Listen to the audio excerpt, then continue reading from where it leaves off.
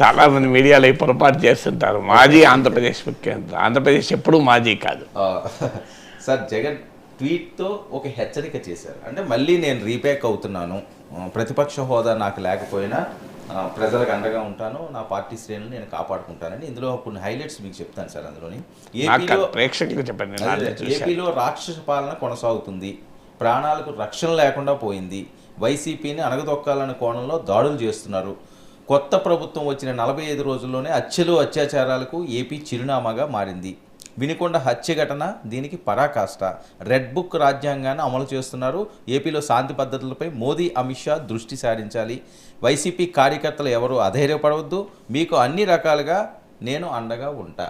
ఈరోజు వినుకొండకి ఆయన వెళ్తున్నారు కూడా అండి ఈ పరామర్శ చేయడానికి. సో ఈ ట్వీట్ సారాంశాన్ని ఈ రకంగా చూడాలి. అంటే ఇందులో 3 డైమెన్షన్స్ ఉన్నాయి. మీరు ఇప్పుడు ఈ ట్వీట్లో ఒక డైమెన్షన్ ఏమో రాజకీయ హింస జరుగుతోంది, ఆ రాజకీయ హింస పైన రైజ్ చేయడం. ప్రధాన ప్రతిపక్షంగా ఎప్పుడు కూడా రాజకీయ హింస, రాజకీయ కక్ష సాధింపు అనే అంశంతో పాటు ప్రజలు ప్రభుత్వ విధానాల వల్ల దేంతో అసంతృప్తి చెందుతున్నారు అనే దానికి ఎక్కువగా స్పందిస్తారు.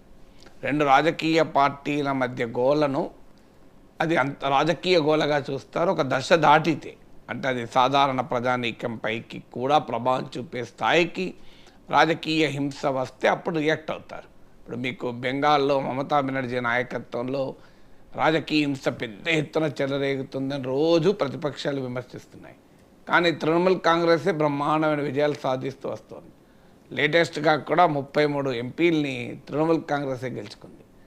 అంటే ఏం తెలియజేస్తుంది అంటే ఆంధ్రప్రదేశ్లో రాజకీయ హింస జరుగుతుందా, జరగడం లేదా అనే చర్చలకు నేను వెళ్ళడం లేదు. అది కానీ ఆ అంశం ద్వారా అంటే రాజకీయ హింస అనే అంశం ద్వారానే ప్రతిపక్షం అధికారంలో ఉన్న వారిని గద్దెదించలేరు అనడానికి బెంగాల్ ఉదాహరణ చెప్పాను. సందేశ్ ఖాళీ ఎన్ని జరిగింది మీకు? రాజకీయ హింసే కాదు, అన్ని రకాల హింస. అసలు లోకల్ బాడీస్ ఎలక్షన్స్లో ఎవరిని నామినేషన్లు కూడా వేయనియరు, పార్టీ ఆఫీసులు ఆక్రమించేస్తారు. అంత జరిగినా కూడా ఈ పార్లమెంట్ ఎన్నికల్లో మళ్ళీ 33 సీట్స్ తృణమూల్ కాంగ్రెస్ గెలుచుకుంది. అసెంబ్లీ ఎన్నికల్లో 200 సీట్లకు పైగా గెలుచుకుంది. అందువల్ల వైఎస్ఆర్ కాంగ్రెస్ పార్టీ పునర్జీవం పొందాలి అని జగన్ అనుకుంటే కేవలం రాజకీయ హింస అనే అంశం ఆధారంగానే పోరాటం జరిపితే అది తన పార్టీ వాళ్లకు ఉత్సాహాన్ని ఇప్పిస్తుందేమో కానీ ఓటర్ల పైన ప్రభావం చూపదు. ఓటర్ల పైన ప్రభావం చూపే అంశం ఏంటి అంటే ప్రభుత్వము అమలు చేస్తున్న విధానాల వల్ల ప్రజల్లో ఏ అసంతృప్తి ఉందని. వాస్తవానికి జగన్మోహన్ రెడ్డి ఆ విషయాలు కూడా రైజ్ చేయడం మొదలుపెట్టారు. అంటే మహిళలకు ఉచిత రవాణా ఏమైంది, ఇలాంటి డిమాండ్లకు కూడా మొదలుపెట్టారు. అందువల్ల వైసీపీ టీడీపీని కూటమిని వెంటాడితే ప్రయోజనం ఎప్పుడు పొందుతుంది అంటే ప్రజలు అసంతృప్తి చెందిన అంశాలపైన పోరాడితే వెళ్తారు. ఇప్పుడు తెలుగుదేశం పార్టీ కూడా వైసీపీ రాజకీయ హింస అంటూ 5 ఏళ్ల పాటు తీవ్రంగా ఆరోపణలు చేసింది. కానీ దానివల్లనే టీడీపీ గెలిచిందని అనుకోను.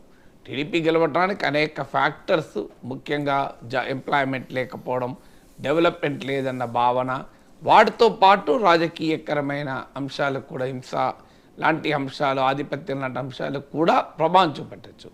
అందువల్ల ఎప్పుడు కూడా ఏ ఎలక్షన్ జడ్జిమెంట్ అయినా ప్రజల తీర్పు and aggregate of several impulses, అంటే ప్రజల ఇంపల్సెస్ అనేక వాటి ఒక సమాహారమే ఎన్నికల తీర్పు. అందువల్ల ఏ ఒక్కదాన్నే మనం చూడలేము. కానీ పొలిటికల్ వాయిలెన్స్ పైన మాత్రమే కేంద్రీకరిస్తే అధికారంలో ఉన్న వారిని ఎప్పుడు ప్రతిపక్షం ఎదుర్కోవడం అంత సులభం కాదు. అన్లెస్ ఆ పొలిటికల్ వాయిలెన్స్ అదులు దాటి సామాన్య ప్రజానికం కూడా ఫీల్ అయ్యే దశకు వస్తే, ఇప్పుడు ఉదాహరణకు మీరు జిల్లాలో మీరు ఒక ఊరిలో ఒక రాజకీయ పార్టీ నాయకుడు, మీ పట్ల ప్రజల్లో మంచి అభిప్రాయం ఉంది, చాలా మంచాడయ్యా వర్మ, ప్రజలకు నిరంతరం అందుబాటులో ఉంటాడని. మీ పైన ప్రత్యర్థులు దాడి చేస్తే మాత్రం తీవ్ర వ్యతిరేకత వస్తుంది. అది అట్లా ప్రజలపైన ప్రభావం చూపే స్థాయికి వెళితే ఇంత అన్యాయమా, ఇంత ఆధిపత్యమా అని ప్రజలు అనుకుంటే. కానీ సాధారణంగా విధానపరమైన అంశాలు, తమకేం జరుగుతున్నది లేదు అనే అంశాలపైనే ఉంటుంది. ఇక రెండవ అంశం ఇందులో కేంద్రానికి విజ్ఞప్తి, లా and order, Modi, Amit Shah. TDP వాళ్ళు కూడా ప్రతిపక్షం ఉన్నప్పుడు ఇదే డిమాండ్ చేసేవారు చాలా రోజుల్లో. నేను అప్పుడు కూడా ఇదే మాట అనేవాడిని. కేంద్రము పాత్రను కోరుకోవడం అనేది అన్ని సందర్భాల్లో మంచిది కాదు. కేంద్రం ఎవరు? అసలు ఆర్టికల్ 356 విధించండి, రద్దు చేయండి ప్రభుత్వాన్ని, జగన్మోహన్ ప్రభుత్వాన్ని కూడా టీడీపీ ఆ రోజుల్లో అడిగింది. ఆ రోజు కూడా అది కరెక్ట్ కాదు అన్న, ఈ రోజు కూడా కరెక్ట్ కాదంట. అంటే నాలంటే వాడు మాట్లాడేది ఎప్పుడైనా ఒకటే. ఆ రోజు టీడీపీ వాదన కరెక్ట్ కాదన్నాను, ఈరోజు వైసీపీ వాదన కరెక్ట్ కాదంటున్నాను. అంటే కేంద్ర ప్రభుత్వ జోక్యం కోరడం ఫెడరల్ రాజ్య స్ఫూర్తికి విరుద్ధం. రాష్ట్రంలో దాని కేంద్ర మోడీ, అమిత్ షా ఎవరు? కేంద్ర ప్రభుత్వం ఎంతో, రాష్ట్ర ప్రభుత్వం అంతే. సో అందువల్ల లా అండ్ ఆర్డర్ ఆధారంగా ఎప్పుడు కేంద్ర ప్రభుత్వాలు జోక్యం చేసుకోకూడదు. ఎస్ఆర్ బొమ్మాయి కేసులో సుప్రీంకోర్టు తీర్పు ఉంది. లా అండ్ ఆర్డర్ కాదు, పబ్లిక్ ఆర్డర్ డిస్టర్బ్ అయితే, అది కూడా పబ్లిక్ ఆర్డర్ కూడా కాదు, పబ్లిక్ ఆర్డర్ డిస్టర్బ్ అయితే అనుకున్నప్పుడు ఆంక్షలు పెట్టచ్చు. ప్రభుత్వాన్పైన చర్యలు తీసుకోవడానికి law and order public order కాదు. Failure of the constitutional machinery. రాజ్యాంగబద్ధమైన వ్యవస్థలు వైఫల్యం చెందితేనే ఒక రాష్ట్ర ప్రభుత్వం పైన చర్యలు తీసుకోవాలని కేంద్ర ప్రభుత్వాన్ని కోరచ్చు. అన్ఫార్చునేట్లీ మన రాజకీయాల ఎలా తయారయ్యంటే, రాష్ట్రాల్లో ఉన్న రాజకీయ పార్టీలు చీటికి మాటికి కేంద్ర జోక్యాన్ని అడుగుతారు. జగన్మోహన్ రెడ్డి సీఎంగా ఉన్నప్పుడు టీడీపీ అడిగింది, ఇప్పుడు చంద్రబాబు నాయుడు సీఎంగా ఉన్నప్పుడు వైసీపీ అడుగుతుంది. కానీ ఇద్దరు చేసిన తప్పే. ఆ రోజు టీడీపీ చేసినా, ఈరోజు వైసీపీ చేసినా కేంద్ర జోక్యాన్ని అడగడం అనేది ఒక రాష్ట్ర ప్రభుత్వ వ్యవస్థల్ని, ఫెడరల్ వ్యవస్థకు వ్యతిరేకం. ఇక మరి అలాంటప్పుడు క్వశ్చన్ వస్తుంది, అంటే మేము మరి ఏంటి పరిష్కారం?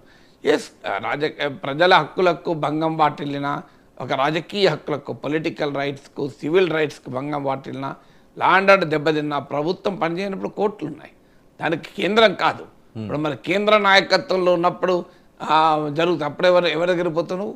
ఓకే, రాష్ట్రంలో శాంతి భద్రతలు ప్రమాదకరంగా పడ్డప్పుడు కేంద్రానికి పోతావు. కేంద్ర పాలిత ప్రాంతంలో జరుగుతావు, అప్పుడు ఏంటి? అసలు రాష్ట్రపతి పాలన ఉన్నప్పుడు జరుగుతావు, అప్పుడు ఎవరిపైన పోతుంది? ఐక్యరాజ్య సమితికి పోతావా? అందువల్ల పోవాల్సిన వ్యవస్థలు ఉన్నాయి. You can always go to courts. ఇంకో ఇక్కడ లా అండ్ ఆర్డర్, ప్రజల హక్కులు, right to life is a fundamental right, మీకు right to free movement is a fundamental right. నన్ను స్వేచ్ఛగా తిరగనివ్వడం లేదు, నా ప్రాణాలకు ముప్పు ఉందనేది కోర్టులకు పోవచ్చు. కోర్టులకు పోవడము అన్నిటికీ మించి ప్రజలను సమీకరించడం. అల్టిమేట్గా ప్రజలు సమీకరణే సమస్యలకు పరిష్కారం అవుతుంది. కానీ కేంద్ర ప్రభుత్వ జోక్యం కోరడం కూడా సరైనది కాదు. ఇక మూడవది ఆయన ట్వీట్లో ఉన్నది, వైసీపీ